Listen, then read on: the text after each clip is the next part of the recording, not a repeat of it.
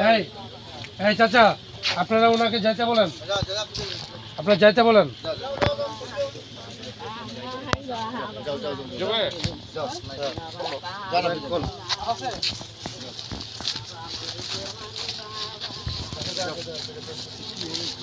লালমনিরহাট জেলার কালীগঞ্জ থানাধীন দলগ্রাম ইউনিয়নের আরডিএম ইটভাটার সামনে পাকা রাস্তার ওপর হতে 85 বোতল ফ্যান্সিডিল সহ একজন মাদক ব্যবসায়ীকে আটক করা হয়।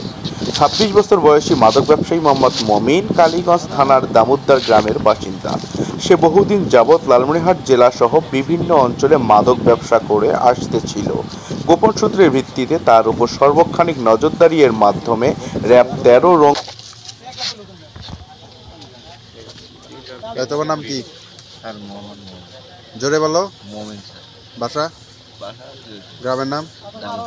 জি দামোদ্দার থানা কালীগঞ্জ। কালীগঞ্জ।